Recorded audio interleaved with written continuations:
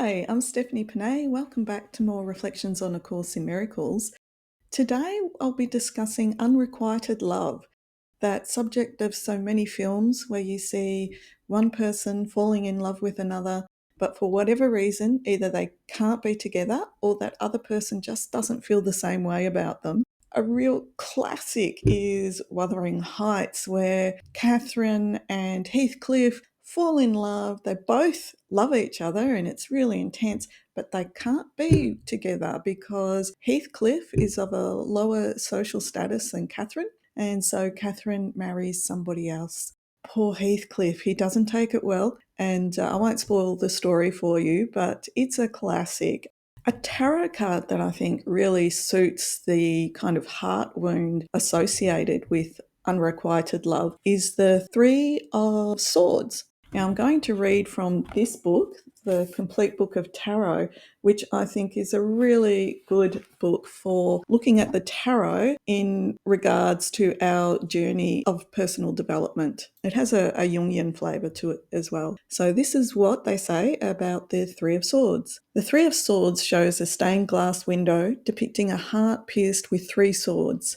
Storm clouds in shades of blue and grey, the colours of air, indicate stormy weather for the emotions. There may be quarrels or separations as a result, maybe tears over a faithless lover. There is nevertheless a powerful sense of the ground being cleared for something new. So one of the things that can manifest if we have a strong heart wound is armouring. We can shut off our feelings to a certain degree, armouring ourselves against further hurt. We can also identify with shame and guilt related to a particular part of who we are, because behind that idea that our love is not reciprocated by someone or for some reason we can't be with the one we love will be an idea of why. And that will come down to something about ourselves that we think is hindering our successful union with this person or whatever it is. For Heathcliff, it was his social status, and that led him to become very angry and resentful towards people of higher status, and it led to a lot of destructive, revengeful behaviour. In the Course's view, in relation to God, in relation to that absolute oneness, we do feel that there is something that is barring our entrance to experiencing that, and we'll interpret that as a deep personal flaw. That deep personal flaw will be experienced in relation to parents, primary carers, or anybody who's significant, who we have a significant relationship to growing up. And then later in life, when we encounter someone, perhaps a Heathcliff or a Catherine that we fall in love with, but for whatever reason can't be with, behind that person is that parent pointing a finger at that flaw, saying, that's why you can't have this. That's why the door to love is barred to you. And behind that person is God. In the Course's myth, having turned our back on his love, saying it wasn't good enough, we projected that out and then believed that God was saying, bye-bye, off you go into the world. I don't want anything to do with you because, you know what, you're just not that good. The emotional wound over that feeling of the door to love being barred to us is so strong that it can hinder our spiritual progress. If we have a deep, deep wound, there's only so far we'll let ourselves go to tuning into that inner teacher, to listening. When it comes to hitting a threshold of development where we could really take a leap in our listening capacity to that inner teacher, that is our resistance, because it will also involve meeting that wound. The idea that behind that object of our unrequited love or unattainable love is a significant person from our past, and usually an authority figure, a parent or a significant carer, and that behind them is God, is really well articulated in Helen Schucman, the scribe of the Course, in her life. It's a great illustration of the one behind the other behind the other. So with Helen, she engaged in a collaboration with Bill Thetford, who to actually bring the course about. So Helen was the scribe.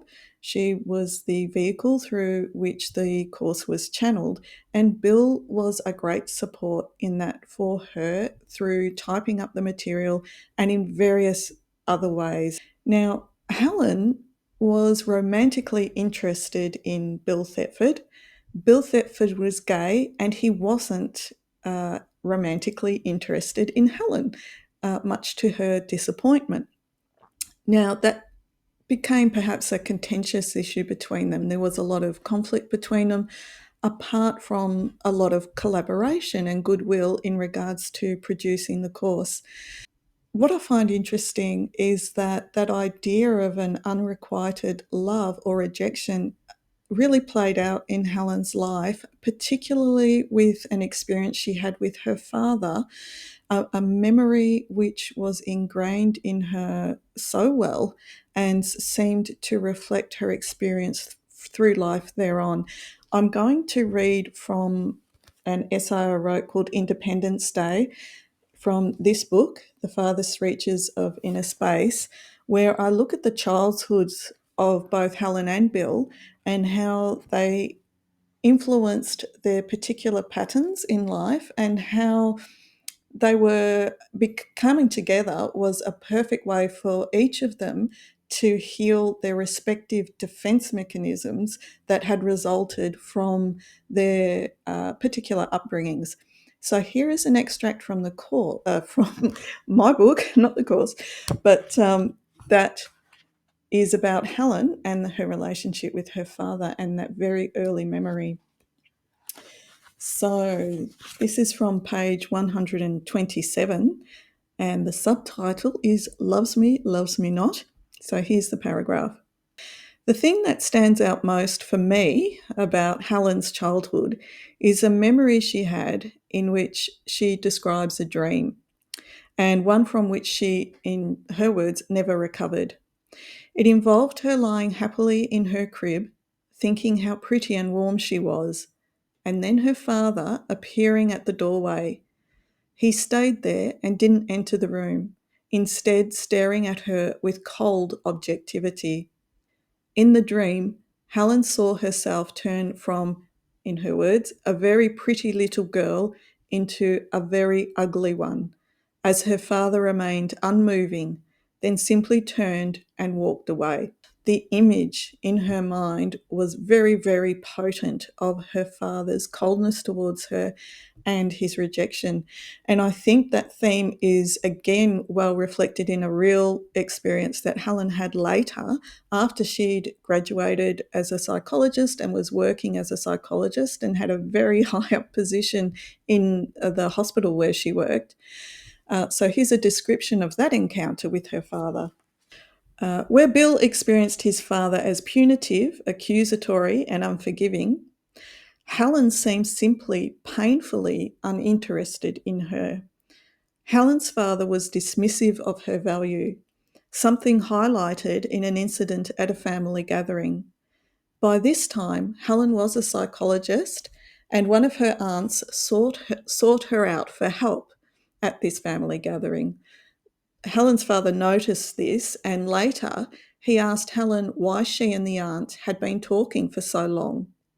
When Helen explained to her father what had been the case, that her aunt was asking Helen for help, he responded in amazement, and I quote, "Why would anyone want to speak with you? You are the littlest and the least." Isn't that awful? It's really a hurtful comment that Helen really remembered throughout her life, along with that early memory or dream, we're not sure, but an experience of her father just coldly walking away as she stood in the crib, just wanting him to come over. The thing about these kind of hurts is that we can become ashamed of our capacity to love. As mentioned earlier, we can build up a kind of armor against loving feelings, against emotions in general. So, in, say, Jung's terms, our feeling function might go on the decline, be neglected. In contrast, our thinking or intellectualism can really rev up. as a defense. Helen's poetry in The Gifts of God really speak to her emotional vulnerability and her love of Jesus. And I think it's telling that she requested or told Ken Wapnick that she didn't want these poems published while she was alive, that they could only be released once she was dead, because I think that that's the emotional vulnerability that shines through in these poems, and her love of Jesus was really, well, it really made her feel vulnerable. It was such a private matter to her. In Absence from Felicity by Ken Wapnick, there's an account of Helen complaining to Ken about Jesus and how she wished he would help her more. And Ken says, well, why don't you ask him yourself? So she internally asked the question and she just burst out crying with the answer. Apparently, the answer was that Jesus couldn't help her more because she was so ashamed of him. What he really meant was she was ashamed of her love for him. She was ashamed of that vulnerability. And we can trace it back, if you like, through her life to the Father and the rejection she felt. But what the Course tells us is that with everything that happens to us in the world, we need to flip it.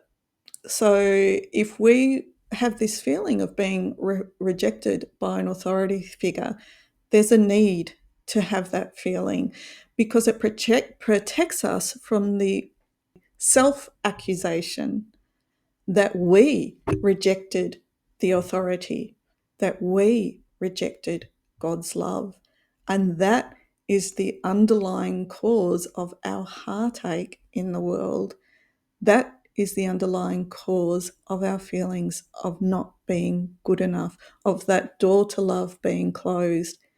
So when we feel that somebody has rejected us and that really upsets us and we feel distressed by it, it's because we have accused ourselves of doing the same to somebody else in the past and ultimately to God. So the Course asks us, whenever we feel upset by what somebody has done, to ask ourselves the question, would I condemn myself for this? And the fact is that we might not be able to remember an occasion right now, but something might come to mind as we just accept that we have done that in the past and we've condemned ourselves for it. And the Holy Spirit or Jesus, their presence within our mind, which knows that the ontological belief in separation from God never happened, their perspective, asking them for help, helps us tune in to the truth that we haven't rejected God. And so that also helps to heal that wound. And let's face it, whenever we're in our wrong mind, and all of us are a lot of the time and have been throughout our whole lives, we will be rejecting people, judging people. If they offer us love, we will be batting it straight on back. And so we have all done it. We need to let ourselves off the hook for this. And the way to do that is to heal these relationships through forgiveness.